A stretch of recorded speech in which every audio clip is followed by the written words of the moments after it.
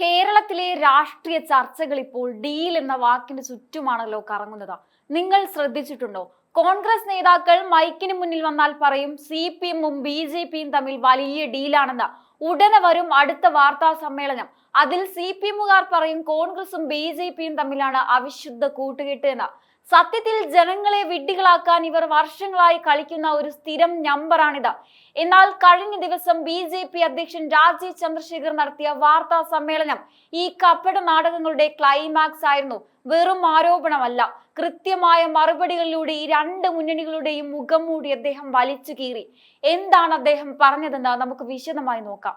രാജീവ് ചന്ദ്രശേഖർ ചോദിക്കുന്ന ഏറ്റവും വലിയ ചോദ്യം ഇതാണ്: നിങ്ങൾ ഈ പറയുന്ന BJP വിരുദ്ധത കേരളത്തിന് പുറത്ത് എവിടെ പോകുന്നു?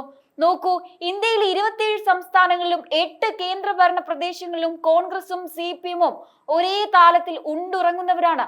നമ്മുടെ തൊട്ടടുത്തുള്ള തമിഴ്നാട്ടിലോ പുതുച്ചേരിയിലോ ചെന്ന് നോക്കൂ, അവിടെ ഇവർ ഒരേ വേദിയിൽ കെട്ടിപ്പിടിച്ചിരുന്നാണ് വോട്ട് ചോദിക്കുന്നത്.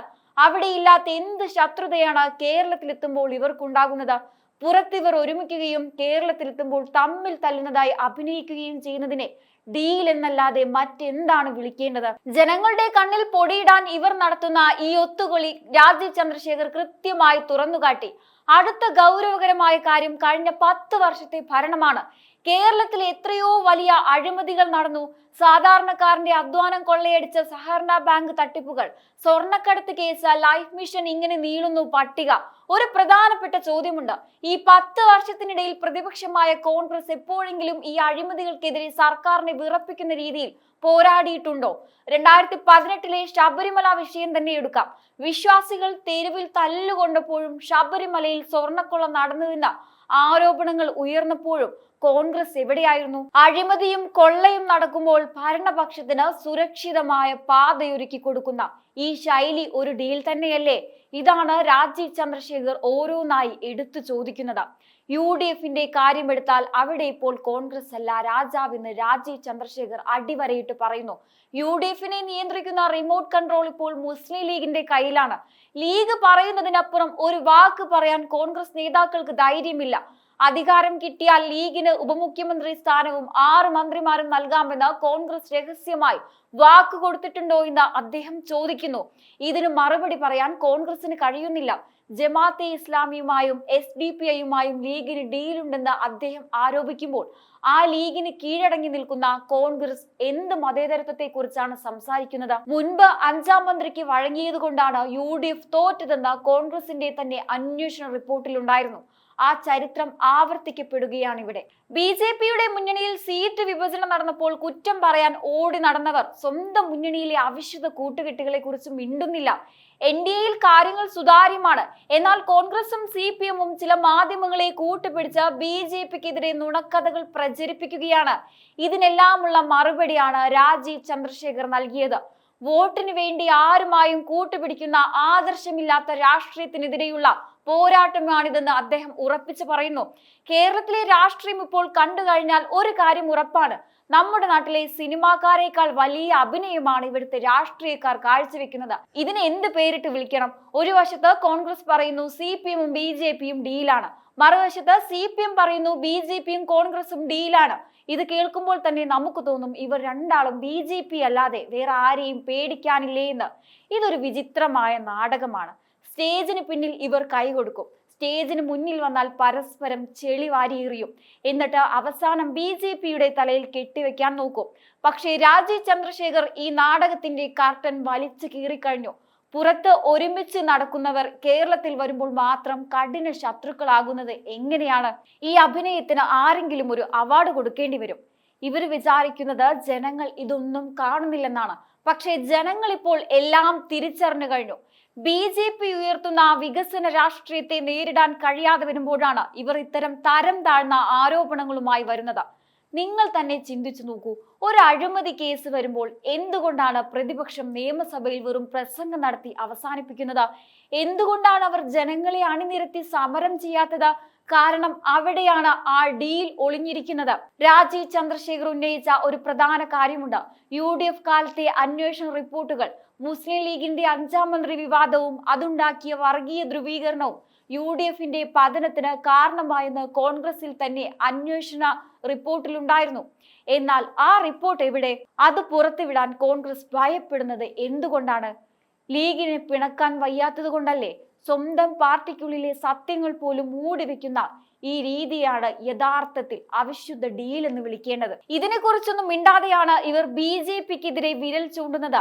കേരളത്തിലെ വികസന പദ്ധതികൾ പലതും തടസ്സപ്പെടുമ്പോഴോ അല്ലെങ്കിൽ കേന്ദ്ര പദ്ധതികൾക്ക് സംസ്ഥാന സർക്കാർ തടസ്സം നിൽക്കുമ്പോഴോ പ്രതിപക്ഷം എവിടെ പോകുന്നു? സ്വർണ്ണക്കടത്ത് കേസ് പോലെ നാടിന് നടുക്കിയ വിഷയങ്ങളിൽ പോലും നിയമസഭയിൽ വെറും പ്രസംഗം നടത്തി ഇവർ ഒത്തുതീർപ്പിന് ശ്രമിക്കുകയായിരുന്നു.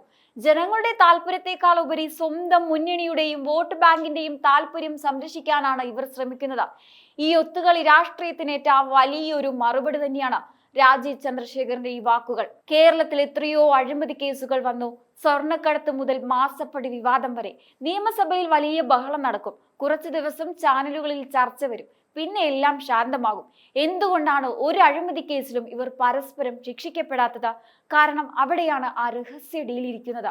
നീ എന്റെ അഴിമതിക്ക് നേരെ കണ്ണടയ്ക്കൂ, ഞാൻ നിന്റെ അഴിമതിക്ക് നേരെ കണ്ണടയ്ക്കാമെന്ന ധാരണയിലാണ് ഈ രണ്ട് മുന്നണികളും മുന്നോട്ട് പോകുന്നത്. എന്തുകൊണ്ടാണ് ഈ രണ്ട് മുന്നണികളും പെട്ടെന്നിങ്ങനെ BJP ഡീൽ ആരോപണങ്ങളുമായി വരുന്നത്? ഉത്തരം ലളിതമാണ്: പേടി. നരേന്ദ്രമോദി സർക്കാരിന്റെ വികസന പദ്ധതികൾ കേരളത്തിലെ സാധാരണക്കാരിലേക്ക് നേരിട്ടെത്തുന്നത് ഇവർക്ക് സഹിക്കുന്നില്ല.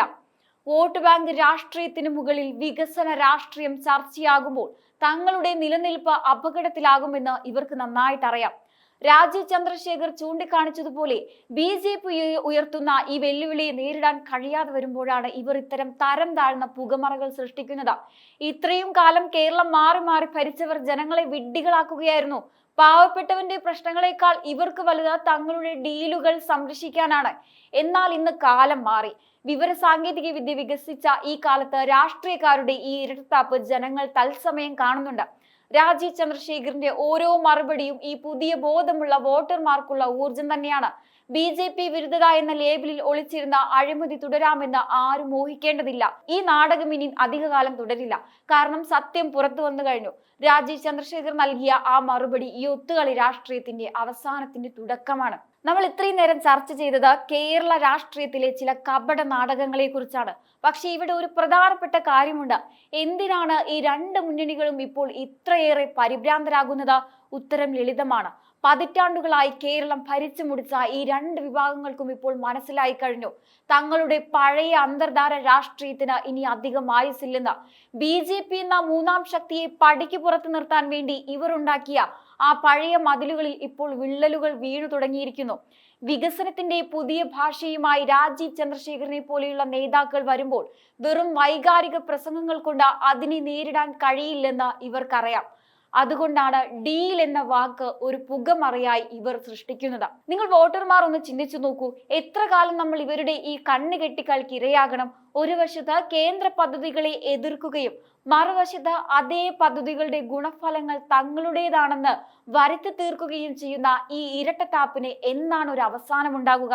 രാജീവ് ചന്ദ്രശേഖർ ഉയർത്തിയ ആ ചോദ്യങ്ങൾ സത്യത്തിൽ ഈ നാടക കമ്പനികളുടെ തിരക്കഥയെ തന്നെയാണ് പൊളിച്ചടുക്കിയിരിക്കുന്നത്. ഇനി പന്ത് നമ്മുടെ കോടതിയിലാണ്.